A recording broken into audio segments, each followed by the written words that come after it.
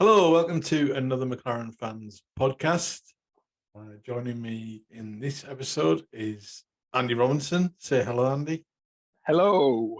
Oh, hold on there. You meant to say hello to me first. What happened? I just thought I'd mix things up, upgrades. I'm confused. I'm just confused.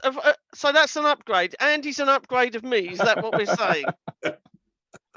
He's like a woman with a bit extra, so therefore he's an upgrade. Yeah, is that what we're saying?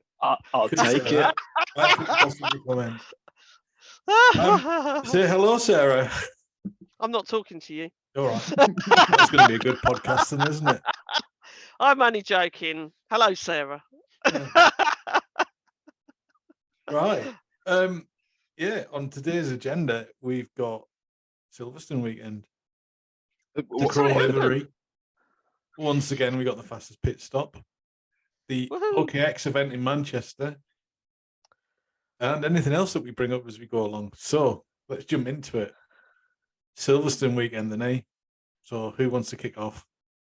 Me. I got there first. Go on, then. Well, no, I didn't get there first because Andy was camping, but I went on Friday only, so I will just say a little bit about Friday only. So, as I alluded to on the last podcast, because of my awful Imola trip and how it never really happened, I bought hospitality in the Brooklyn Suites, so I was opposite where the stage was. I could see the Wellington Straight. I could see the corners and over to Luffield, and it's a really good bit, especially when you're watching the hot laps. And now I'm sure everyone listening knows that Pirelli do hot laps, that the drivers and other people from the team take celebrities and fans around on these hot laps.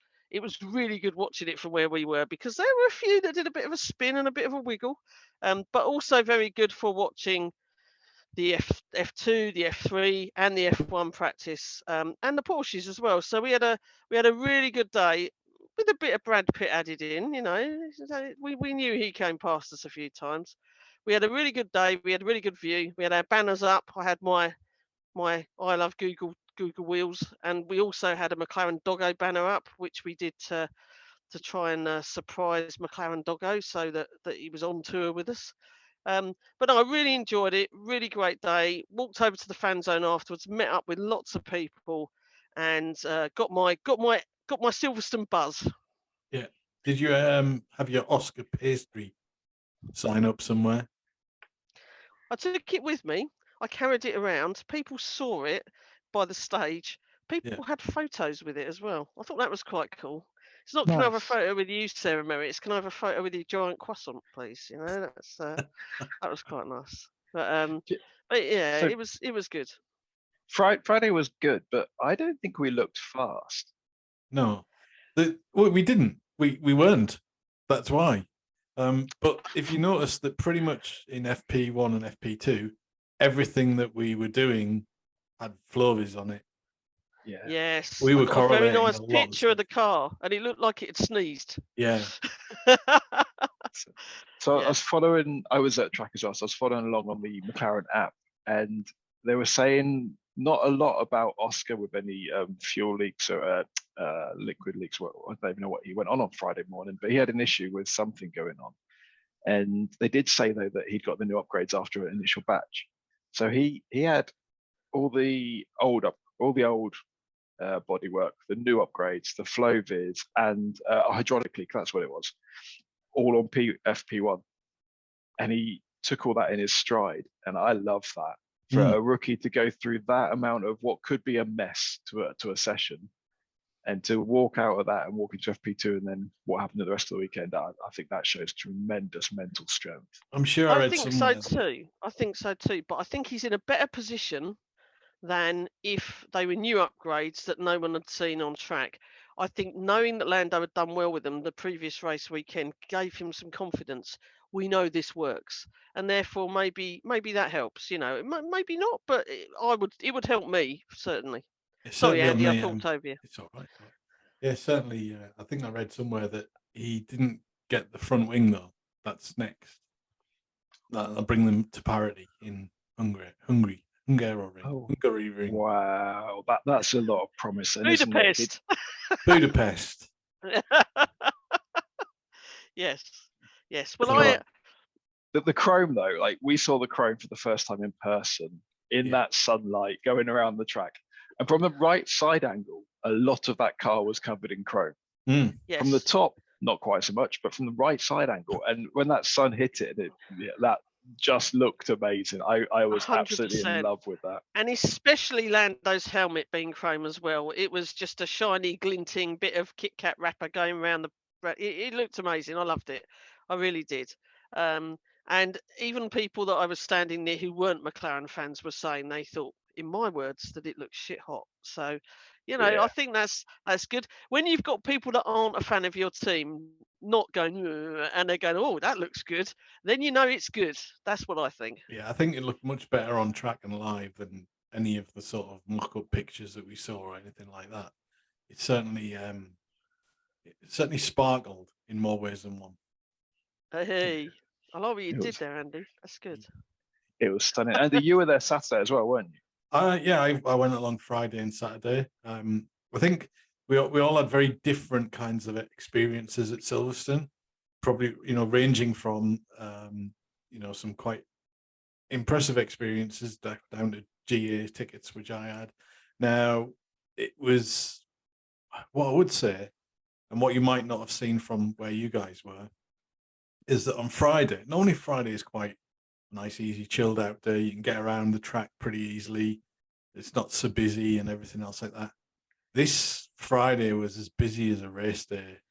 It looked rammed, mate. It looked absolutely chocker. And then Saturday ramped it up even more to the point where you thought, this is like race day. It's just crazy. And it was no surprise to me when I think they said there was 480,000 people had been there over the weekend. Yep. Yeah. You think about that, 5 years ago when they used to say the attendance was around about 200,000 less than that. Yeah. It's a hell of a jump. You still had to queue for the toilets then, so imagine what it was like this time. So we got there Wednesday night and we were camping in Whittlebury, my parents, my boyfriend, myself, and my sister. And it was busy Wednesday night. It was Friday levels of busy on Wednesday night. I walked up to the track at 12 o'clock at night because I wanted to see the route to the track. And there were people, like not tens of people, there were 50 people just walking around the perimeter road, not even in the track, just walking around the outside. It was busy. For people that haven't been before, on a Saturday, if you've got a grandstand ticket on the Sunday, you can go sit in any grandstand on the Saturday. But that was a nightmare. You couldn't just go in for qualifying on Saturday. I got through the entry barrier at 7 o'clock and got over to Beckett's and got seats for me and my family. And my parents aren't great at moving, so they're on mobility scooters, so they came in for what they could. And we saved 4 seats all of Saturday, so my parents could come in and my sister and my boyfriend could come in as well. And it was rammed. Honestly, we were in Beckett, so great view, amazing view from Beckett. So you can understand why people pay for that grandstand. But come the rain came down and suddenly everyone was sitting on every available space. There were people standing all the way up the rows of seating and standing and the aisles. It was insane. The number of people that should have had access to a grandstand seat, and we ran out of them. And if you look at Maggots and Beckett, so you're looking down towards Cops, you see the cars going left, right, left, right, left, right. And it's a beautiful sight, high speed, quick change of direction. It used to be GA at the end of that. So you could stand on the bank and you could just, with a normal cheap ticket, you could stand and watch the best corners in Formula One. They've gone and put a stand there and they're charging a lot of money for that stand. I don't think there was the GA area, and you were in GA on Friday. You'll tell us. I think they reduced that so much that it just rammed every single area out. A lot of places where you would normally stand for GA, so Luffield, for instance, they put a stand up there. Like you say, they put one down at the end of Beckett's and stuff like that. And even I was going to say, I saw another example as we walked back from the centre of the track over the bridge to the stage. Normally you could stand either side on the grass, either side of the bridge there, and that was fenced off and had a load of picnic tables in it, and that was called the Wellington Hospitality Area. So every conceivable inch of space is now being sold off for as much money as it can be. You've also used to have GA where all of the David Coulthard houses, as I call them, are, where they're building these pods. Yes. And that's all gone as well. So it You does feel could like... actually walk down the front of those. Could you? And see You the could. track from in front of them. But you Yeah. also... My impression is that that'll be closed off when they finish. Well, obviously, because if I bought a 200 grand house, I wouldn't expect you standing in front of it, Andy. No. How So, much did you say they were? How much did you say they were? I think a couple of $100 grand if you want to lease them. I've not No, looked at how much they are to I think buy. it was nearer $1 million. You could buy it. You could lease one for so many years, and that's the one I looked at. But I didn't look at it seriously. I hasten to add. I examined the pricing. I didn't mean I looked at it. When Silverstone announced those houses, everyone assumed, myself included, that they were going to demolish that great viewing platform and they were going to get rid of that area where GA could stand and look. And in credit to them, there is 5 meter wide footpath there that you can stand and you can look out, and it's still GA. But Andy, I'm with you. I wouldn't be surprised by the time those houses are open, that is a private viewing area. You'll have to go around the back, I think. And I wouldn't want to criticise the Hilton, Andy, because I know that you've got a love affair with Hilton, and I know that you had a very enjoyable time up on the roof. See, I sang there at the Hilton. I know that, but in general, having the Hilton on the straight has taken a bit away from fans as well, hasn't it? If you spent a gazillion Hilton points on being there, but the average human being, unless they win a competition or have points like that, probably isn't ever going to go in that hotel during an F1 weekend. I'm going to have to go on a non-F1 weekend when it's 120 quid, and there's nothing on track. But I mean, I'll hit that on right on. So I have to travel a lot for business, and I'm at a level where I can say I'm only staying in Hilton's, and I get the points for Hilton's, so therefore I can go to McLaren experiences, and that's part of the offset. I have to travel, I have to stay in hotels, I get the McLaren things. But so me and my boyfriend were on the roof of the Hilton for Friday, and it was sorry, up on the roof. We were up on the roof. Yeah. But I'll be very honest, if I'd paid for those tickets, I would have been really disappointed. By value. Yeah, the way that they let you look, it was a massive sheet of glass that was higher than I am tall, and I'm 6 foot odd tall. So you were trapped behind glass to start with. It was only probably 15 meters long at most, and there were a good 60, 70 of us there. So we got there early because I'm a nerd, and I sat right at the front, right on the very front. But there were people 2-3 rows behind us, and they would have paid for a ticket that would have cost a lot of money, and they couldn't see very much at all. Because if you weren't in the front, you couldn't see the track. I'm surprised. I thought it was going to be like a balcony with sort of waist height glass. I didn't know you were in a little goldfish bowl up there. Yeah. The Red Bull platform on floor 2 of the Hilton, where they had a skate ramp and all that was going on, now that had a cracking view. That saw a lot. I'd rather pay money and go and wear my McLaren gear in a Red Bull event, but yeah. So your mum and dad also stayed there for a night, didn't they? Again with your points. So can you tell me what their room was like? Because I'm just interested. Is it just like a basic Hilton, or was there anything special about it? So my parents, I put my parents up on Thursday and Friday night at the Hilton, and they had a bog standard room. There was nothing special about it at all. They were viewing the car park, so they didn't get to view the track. But the beautiful thing is they did get to have breakfast and dinner up on the rooftop. And the really beautiful thing is that the key people from the team were staying at the hotel. And the key people from the team involved both drivers. And my mum and dad got to meet Oscar Piastri. And I couldn't be more made up for them. I'm jealous as hell. Tell you, I know. And I've seen this picture. And the best bit about this picture is Andy's mum is not looking at the camera at all. Oscar's looking at the camera and Andy's mum's just looking at Oscar. She's not posing for the picture. She's just sort of staring at him.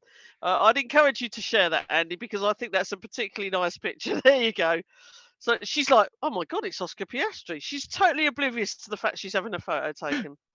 So you can actually see the glass in the background there that Andy was talking about. So that's interesting to see as well. Yeah, so the glass literally runs at that level. Yeah. I bet that's got a lot of fingerprints on it by the end of the day, and breathing marks as well. Yeah, I'll be honest. I was so made up for my mum and my dad. They had a cracking event weekend, but I was so jealous when I heard they met Oscar. So I didn't get to do any of that exciting kind of hospitality stuff. No, but you did good stuff too. It was just a different experience. So It was tell a us different about experience. yours. Now, You met a lot of papaya fans, didn't you, I Andy? did. Yeah. We gave away a few caps. We had some people turn up and kind of chat to them, and that was really good to meet some new people, some people that I've talked to on Twitter for quite a while, and part of the papaya family, I would say, and certainly to meet them in real life is a really good thing, and to share sort of these guys and girls are all regular listeners and interact with the podcast, so to give something back was pretty good, and it was good fun. What I didn't really kind of sort of plan for was on the Saturday when I was trying to tweet whereabouts I was, absolutely zero mobile signal. Well, it was overwhelmed, no doubt, wasn't it? So there you go. One thing I was going to ask you, Andy, and I certainly felt that I saw both Andys. I felt that I saw this on the Friday, was that as I looked at the grandstand, although there was a lot of fluorescent yellow that was clearly for another English driver, I saw so much papaya. I saw so much Lando gear, and I really felt like, it might be a bit Drive to Survive again, I have to say it, but I really felt like there were a lot of McLaren fans there. Did you feel the same when you were walking about? Yeah, I could certainly. There was plenty of people wearing McLaren stuff. If you went back to sort of like Honda and stuff like that when we were the Honda years, we were the only people there wearing those tops. Everybody was in Merc stuff and stuff like that. But Yeah.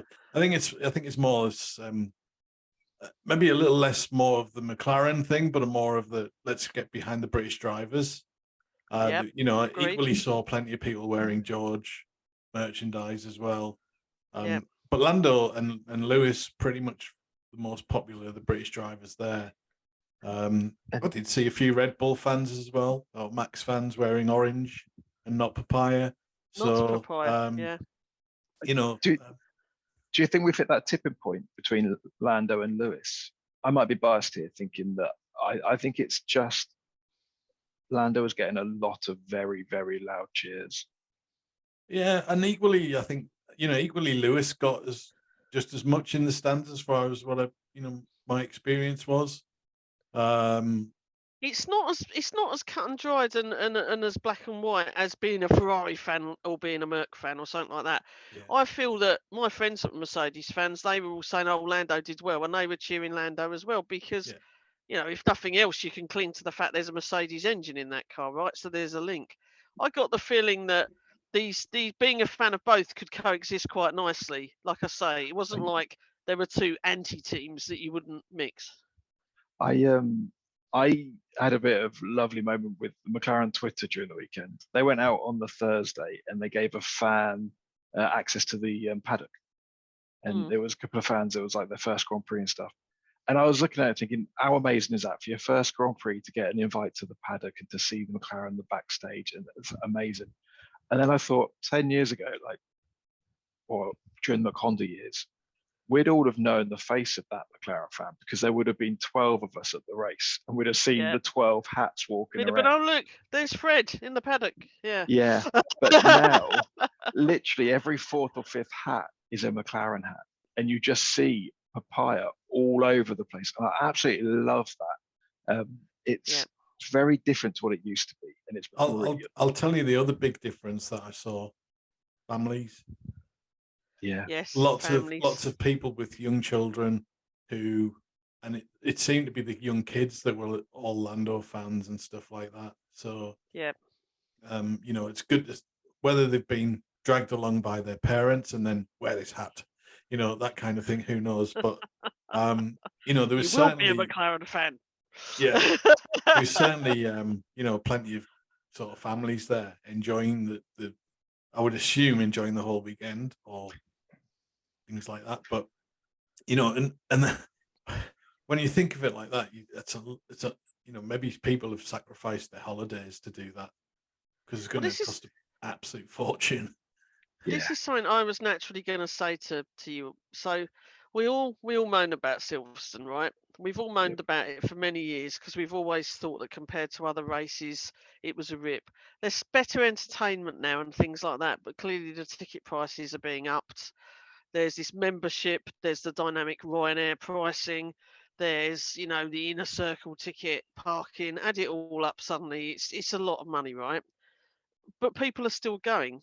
And I discussed this with some of my sort of Mercedes fan friends that were there, and I said, you can have a much better experience going away. We said it as well, didn't we, Andy? We said we could have a much better experience going away, going off to another country, going to Barcelona, going to Hungary, going somewhere. And yet we all end up back at Silverstone every year. So my question is, why do you think that is? Well, I can drive there. But we all moan about it. We moan about the price of a burger. We moan about the ticketing. And if you don't like something in life, generally you vote with your feet and say, right, I've had enough of this. I'm not entertaining you anymore. If you're gonna go in and complain that it's cost you £14 for burger and chips, and things like that, or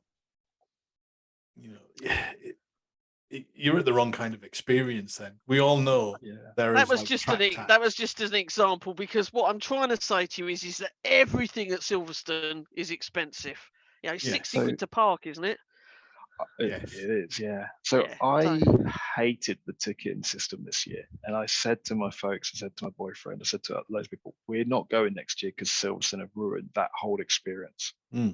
I drove away from Silverstone this year, planning next year's Silverstone trip. Knowing full well it's going to be horrendous on pricing. But I was talking to one of the race makers on Saturday when I was saving seats in the grandstand, and he had an 8-week-old daughter, and his wife was bringing them along. They had to buy a ticket for the 8-week-old daughter to start with. But he was saying that on Friday, buy a ticket for a baby. Yeah. I'll leave that one. I'll leave that one aside because I don't fact that's just what he told me. But he was saying on the Friday there were no queues for the vendors behind Beckett's because people weren't spending the money at the vendors because they'd spent it all on their ticket and they were taking sandwiches in with them. Yeah, and now that's a good the future. Point. And a lot of my camping friends were filling up their bags with cans of cider and bringing stuff in, and then they'd only have one meal a day, in the evening meal. And they accounted for having the giant Yorkshire pudding by the stage, but otherwise all day long you could bring with lots of gravy. Particularly would have appealed to you. I think you could have got in it and swum like a swimming pool full of gravy. It was that big. But that was 14 quid or however much it was, well spent, because that was a meal and a half. So that segues rather nicely to kind of, if we're still talking about the weekend experience, before we get on to talk about the race itself, I guess, I went to the McLaren OKX event in Manchester. You didn't stroke OKX, did you? I hope not. Andy, I thought that looked brilliant in the pictures you tweeted. Right. Amazing. It was rammed. It was rammed with people. Mostly McLaren fans. Yes, there was some Ferrari and Mercedes and Aston fans sneaked in. It was a brilliant event, and so a good alternative. Clear, it was free to go to. It was free to go in. It was put on by OKX, one of our sponsors, in conjunction with McLaren, and all you had to do was register for a ticket. Am I right? Yes, but not only that, if you got there and you took a photograph or whatever, posted it on social media with McLaren and OKX in it, they give you a free McLaren cap. Awesome. Nice. I'm never going to pass that up. So No. Did you get an adult size hat?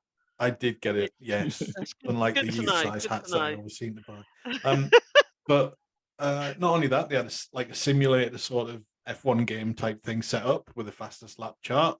They had bits of the front wing all with OKX on and stuff like that. Obviously, they had a driver's suit and helmet, Lando's suit and helmet with the OKX sponsor on it, and various little bits and parts of cars and things like that.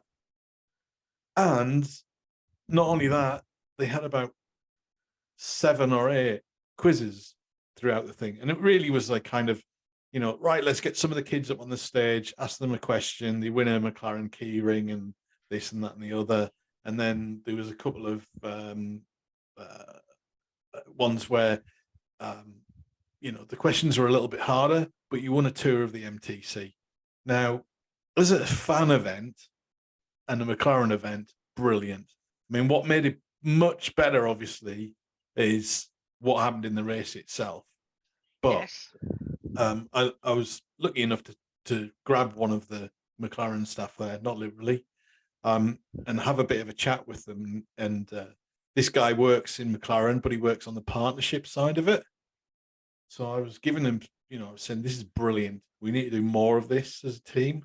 We need to put, even if they do it 2 or 3 times a year in various places around the country, not just in Manchester, let's say Birmingham, do one in London, do one in Birmingham, do one in Manchester, do one in Glasgow, right? Glasgow. Absolutely cover the country. Most people can get to one then. Fantastic. And, as a fan, it's great watching with other fans. 100%. There was 2 levels, so there was 2 massive screens. It was fantastic. I think it was a really well put on event. And basically, as I've getting back this week, I've sent McLaren an email to kind of convey that and convey the thoughts that we need to do more of these things and get more fans involved, a bit more fan engagement, which is what we all want. What I love about that is that you said it was busy, that it was packed, and I'd love to go to something like that as a host or something. If you think about us lot as super fans, all the stuff we know and all the things we'd want to get involved in. Come on, McLaren, you could use us. You could have us at the OKX event, and we'd go along and help you run it. That'd be absolutely fabulous. Yeah, they probably need subtitles for me. No, because you were in the land of the northern people, so they might have understood you. I think it's absolutely brilliant that one of our principal partner put that on for free for fans to come together. Such a demonstration of the culture of OKX, really, I think, and what McLaren it's brilliant. can do. And it's a huge financial commitment for them as well. Remember that they're paying out a lot of money, whether people turn up or not, and whether we do well in the race or not. So it's a big commitment, and the only winners from that are the fans. Yep. Yes, from a marketing point of view, they have things they wish to achieve, but that doesn't really matter to us, does it? Because at the end of the day, you get together with other fans, you get to watch a race. It's great. I think it's brilliant. Right. So let's talk about the race then. Oh, did something happen? You could hear the opening lap cheer from anywhere in this country, I swear. I could hear it here. I could hear Lando. Yeah. It was like as if you were watching don't know, maybe England score a goal in the World Cup final. It was when you could hear it out the windows all the way around. Yeah. It was just like that. Yeah. And what was so right, okay, so we did, Friday we're like, okay, I'm thinking, right, if we get a top 10 finish here for both cars, I'm thinking it's a pretty good weekend for us. Upgrades are starting to work. It was progress. That's what I was looking at. Saturday, we went top in Q1, and I'm thinking, oh, well, it might just be because it's a bit of a slick, slippy track. Yeah, it's the weather. And then we went top in Q2, and I'm thinking, oh, hang on a minute, what's going on here? And then to get the P2 and P3, I was like, right, God, we're doing all right. But then, as we do, we're thinking maybe our 1 lap pace is brilliant, but our race pace is going to be, we all make excuses, don't we? We're just gonna, we're gonna start really well on the front and then just drop back a little bit. End up in 11th or something. Yeah. But then to kind of like in the race itself, not only did Lando pass Max, but Oscar nearly got him as well. Yep. We stayed in front of him for 4 laps. Now, let's be honest, Max is just going to fly past at some point and but he didn't, for me, he didn't like break out that massive gap.